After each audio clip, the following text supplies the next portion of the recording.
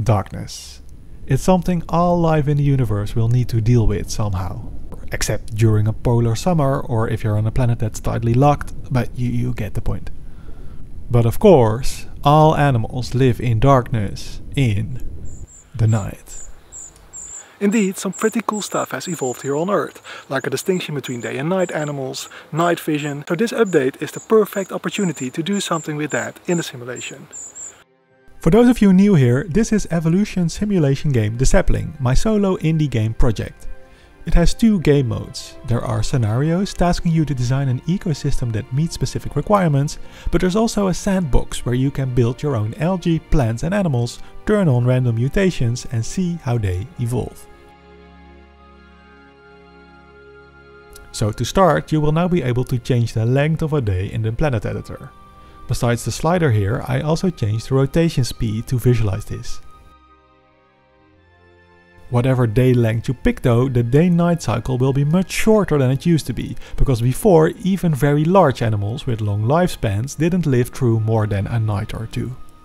I was unhappy about this initially because I've grown attached to the way the days slowly fade into the night and vice versa, but it does have the advantage that speeding up time now shows you lots of days and nights in quick succession, which clearly communicates to the player that time is going really fast. On top of day duration, within the cycle you can now modify the duration of night, dawn, day and dusk. This means you can have a map with very long evenings, for example, or a map where it is always dark. And I'll say it before you say it, this is of course a huge simplification of how it really works. In reality, it's always dark on one side of the map and light at the other, and the duration of the night depends on how close you are to the poles. But hey, building a good simulation is recognizing what are good opportunities to simplify, and I think this is one. Related to this, now the day-night cycle will actually have meaning in the simulation, the mixed timescales problem will be even more noticeable. Fortunately, I'm in good company here because many simulation games have this problem.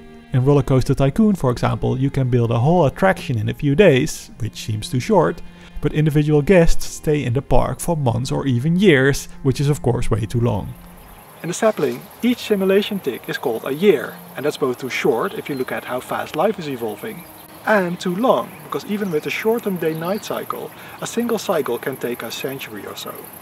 Anyway, not a single player has complained about this so far, so it's probably fine. I guess to players of this game, the only thing that matters is, how does it affect life? The first thing I want to achieve is that leaves evolve to be huge on darker planets. This is inspired by how the leaves in tropical rainforests, often living in the shadows of other plants, can be very large as well. To make sure leaves interact with night and days at all, they now have separate sunlight collection statistics for each of the 3 periods. What we had before is now the amount of sunlight collected during daytime, and if you click these buttons in the corner, you will see how much sunlight these leaves collect during twilight and the night. But if I stopped here, what would happen in practice is that the darker planets would just always have the larger leaf types, which collect the most energy. I need a more ambitious solution, which is resizing leaves with a middle mouse button. From now on, a leaf like this one will catch an above average amount of sunlight when small, but will catch a huge amount when scaled up, but at the cost of wind and temperature resistance. This one, at the other hand, doesn't lose that much of its wind resistance when it's larger, but its increase in sunlight collection is also less extreme. As a side note, for this one I also redid the model, as my modeling standards have increased over the years and this one didn't make the cut anymore. Anyway, when I had this system figured out and translated into code, I was pretty happy with myself for some time. But then I started experimenting and it turned out it didn't work at all like intended. What I had forgotten is that this system, where the requirements become more strict when you make the leaf larger, also worked the other way around.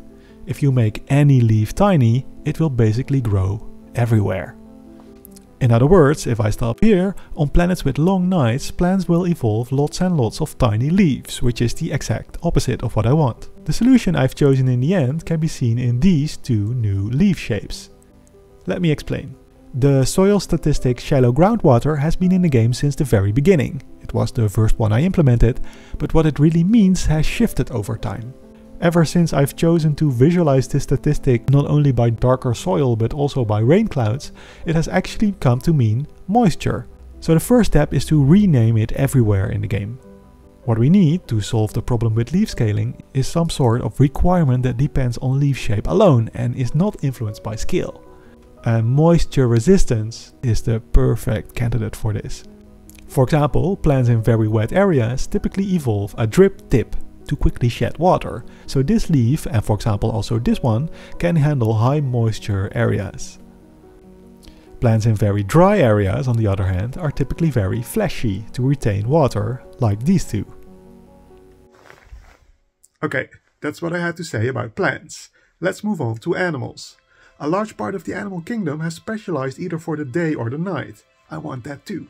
In the game so far, all animals were active all the time, so the first step is a rest bar that needs to be filled up every now and then by sleeping. This mechanic by itself will not lead to specialization, because animals can sleep whenever they want. So let's give them a reason to prefer the day over the night or vice versa, by also splitting up the statistic that describes how far eyes can look into the distance. Some eyes, like these ones, will be able to look far into the distance at daytime, but will barely see anything at nighttime, while others might not be able to see exceptionally well at daytime, but this also doesn't really change at night. At this point I can hear the expert players say, yeah, that won't really work, because in the sapling vision isn't that important. In areas where you have a lot of food, animals can just walk around and accidentally bump into everything they need to reproduce. So let's change that. From now on, for all food types except plankton, animals will need at least one dot in the see at distance statistic to be able to eat, otherwise it will not find the food even if standing directly next to it. This means some animals won't be able to find food at night and thus will prefer to do their resting during that time, which creates an interesting gap for animals that do see at night, which will prefer sleeping during daytime. Okay, cool, so that's behavior in the dark. But how would a darker planet affect the appearance of animals? There's two things I can think of. Firstly, I think really bright colors wouldn't make any sense in the dark, so I want to make sure color vision will be turned off at night for all eyes. Also, if you have a diet to only eat red fruits or something like that, that will no longer work at night. The other thing I would expect is for animals to have huge eyes. And well, we have resizing for leaves, why not do the same thing for eyes? Just like with leaves, scaling up increases one statistic, in this case how far an animal can look into the distance at night, while it decreases another, in this case how far an animal can see during the day. The implementation shares a lot of code with leaves, so it's convenient to add, except for one weird quirk in playtesters' expectations that I discovered. Playtesters expect leaves to scale from wherever they are attached to the plant, but most eyes to scale from the center. Except for eyes on stalks, which should apparently behave like leaves. To be able to make the scaling mechanic feel intuitive for all body parts, I've now made it so that I can define a scaling anchor point for each individual shape. But if we're talking about darkness, there's one place that is always dark: the deep ocean. Starting with algal blooms, the more expert players had basically two complaints.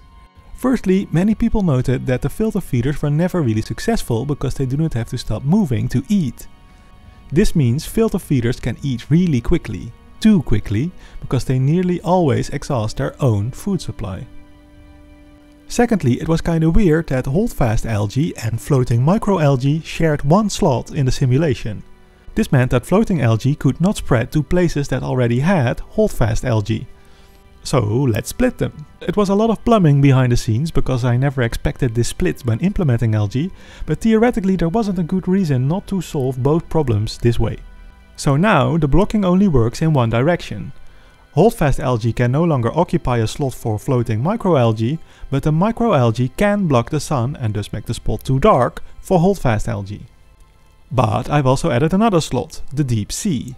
When you move the camera down, the fog and the background get darker and darker to make visually clear to the player that almost no light penetrates here, and the eyes will need good night vision to see anything.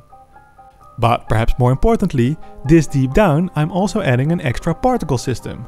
It's nearly identical to the bubbles, except that the translucent spheres have been replaced by white specks, and it moves down instead of upwards. Marine snow. This deep into the ocean, no algae will survive, so just like in real life, deep sea animals will filter feed on a continuous shower of that organic material falling from the upper layers of the water. I have to admit there's still a lot of balancing to be done here, so please don't expect this to work right out of the box. But let's say that this is the foundation for deep sea ecosystems. Kinda wild to think that we went from leaves adapted for dry environments via sleep and resizable eyes to a new deep sea slot, all for one reason: to be able to play the sapling in the dark. Okay then, for today's bonus body parts, I've got these alien looking spherical leaves inspired by the string of pearls plant. Its strange shape is for storing water and minimizing surface area for dry environments. It only has a tiny window to let some light in for photosynthesis. Furthermore, I've got these eyes inspired by the mantis shrimp. They not only look cool, but mantis shrimp can perceive wavelengths of light ranging from deep ultraviolet to far red. Okay, bye.